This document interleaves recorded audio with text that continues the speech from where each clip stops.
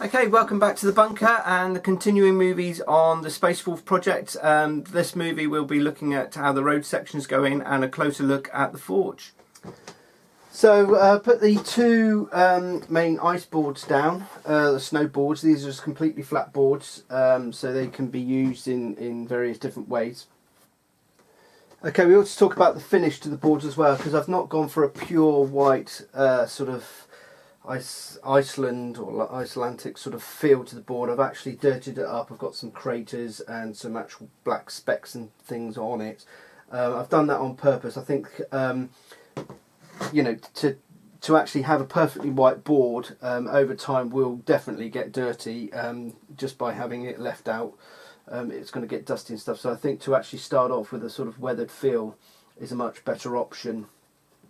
I've also got some sort of touch-up powder, so if a mark did appear that you didn't particularly like or you didn't want, you can literally just sort of sprinkle some of the touch-up powder over and then blend it in, and that will help remove any sort of stain or anything that may have accidentally got onto the boards. Like that. But generally speaking, I think the idea of having a perfectly white board would be a bit of a nightmare, definitely to keep clean once you've played on it a few times. So I think this sort of weathered look will help the longevity of that. So for the primary setup, we need to put the roads in and the sort of bunker positions ready to put in the main forge. So I'm going to start by putting in the front bunker positions with the small joining road, and then either side of that I'm placing the actual short road system, and that will go in that configuration. The roads are made so they can stretch across a full board. So if you wanted it only in one, going from one board to another, you can actually join the two pieces together, which I thought would be quite nice. Again, these can be set up in various different ways, so they can go off table. You could have it going down just one side of the board. If you wanted to reposition this for external buildings to be put on, or extras. But generally speaking, that's the configuration that we've made it go into that way. And then the main forge itself will then sit in the front like so, that way around, so that just slots into position like that and sits there. And again, that can be, you know, used as an independent piece. The main forge is then surrounded by additional hex rock work. This is to allow troops to get up to the top where the Space Marines can be defending. I've left these independent, so these can actually be built up anywhere on the board. So you can come up with different configurations. Okay, so now the two boards are in place, the two door boards. It's now time to build the main sort of walkway over to the forge. So the first thing to do is put the forge in position with the road sections, which we've already done, and then we're going to drop the main walkway in. This is done by using the two, first by placing the two supports in either side board to help give it some support. We raise the front of the landing pad up because that ramp will sit on top of the actual end piece. And then we carefully slide in the walkway underneath the landing pad. We roughly get it into position, and then we can move the landing pads to meet the stairway pad. It's a little bit tricky, but you'll sort of get there with a bit of shifting around. And then the magnets just help to stabilise that all up, and then we can drop the front ramp back down onto the rear of the main walkway. And then finally we have the 2 stairways that connect magnetically to each side, and then you should find that that hall holds in, you know, fairly well for gameplay. Okay, and then finally, once that's all in place, you can drop the top of the forge back on to the main forge. There's a piece of snow on this corner, so it's best to sort of work from that corner, making sure that it slots underneath it. You can give it a good wiggle and a push down, and that will make sure it sits there comfortably.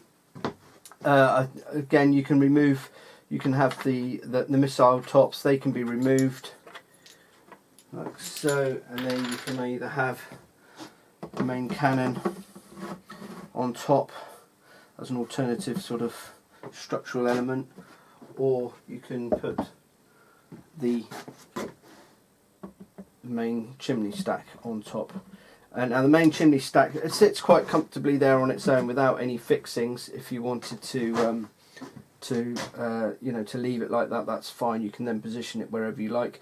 I have included bolts underneath, so it will bolt up underneath, to make it more secure if you wanted it more secure. The other thing which is quite interesting is there's so many parameters with building it.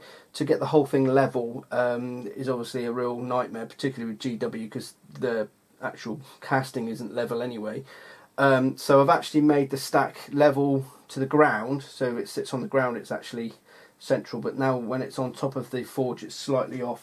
So I've included some washers where you can just build up one side, and that will, you can level it out and make it more sort of central. It's because the stack is so tall that you can just notice a slight error. If only has to be 1 mil out at the bottom, and it will be 5 mil out at the top because it's so tall. So just by putting some spacers underneath will sort of balance that up, but it will sit correctly when it's if it's used elsewhere. Okay, so then we've got the columns. They then go around the outside.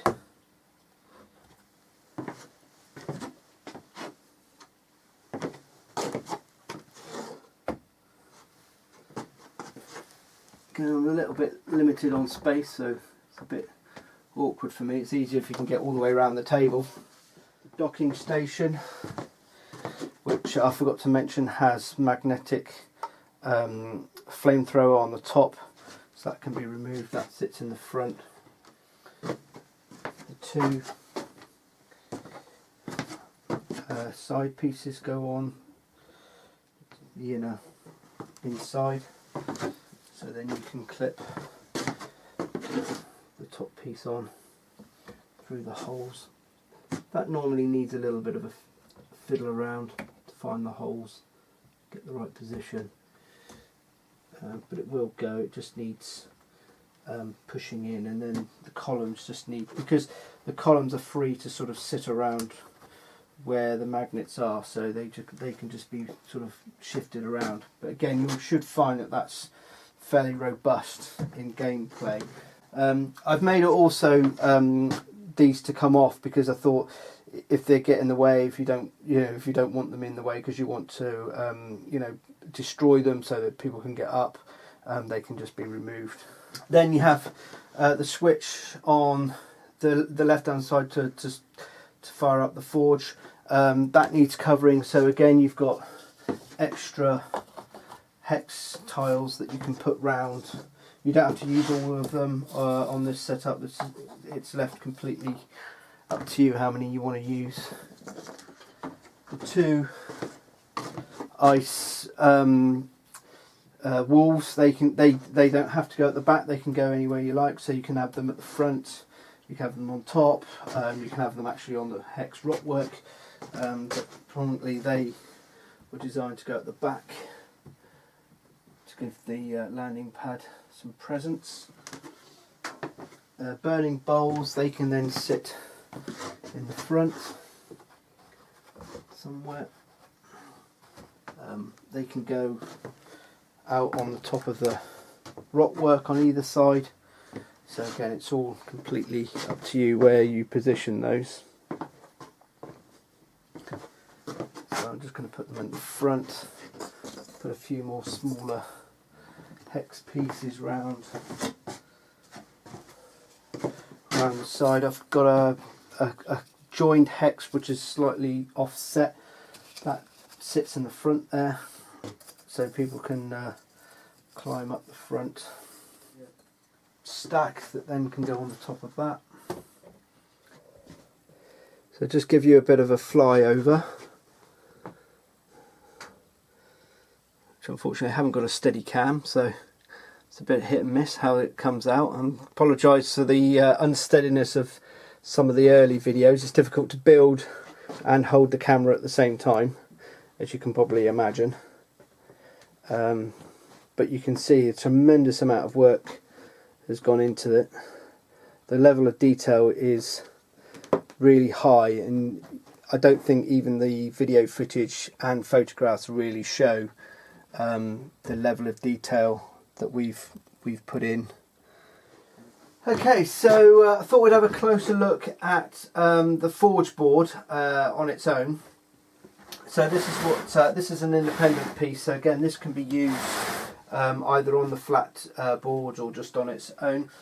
It has the roof section that lifts off.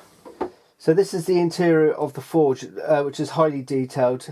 Some of these parts have been donated by Mantic. This conveyor belt, for instance, is one of the parts that they're actually working on at the moment, due to be released, so it's not even been released yet, and they've kindly sent me that to try out, which I think is a fantastic part. The main forge itself is a mixture of Mantic parts from the Dead Zone parts and GW parts.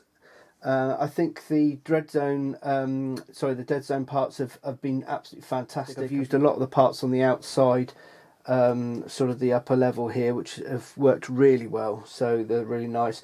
I've also got some Mackay parts as well interwoven, and I think it's been great working with all the different manufacturing companies and putting all the parts together to get these great sort of mixture of parts, along with some custom made parts as well. I've also given the forge some interior lighting, some red lighting, as I wanted to give it that sort of red hot glow feel to the actual inside of the forge, to make it look like it was actually on. So it's difficult to show you how the lighting works, but basically you have to trust me that there's some lighting in there.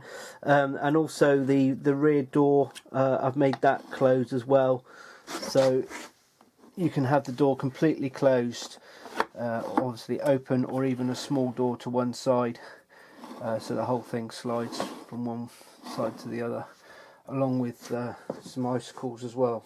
Table. We've even created a custom made anvil, sort of like Ajax anvil, so that can take miniatures as well, so people can come through where the door would be. Just grab the camera to try and give you a sort of close-up view of what it looks like inside the forge, because it is very detailed and it's quite difficult to actually see from photographs all the detail.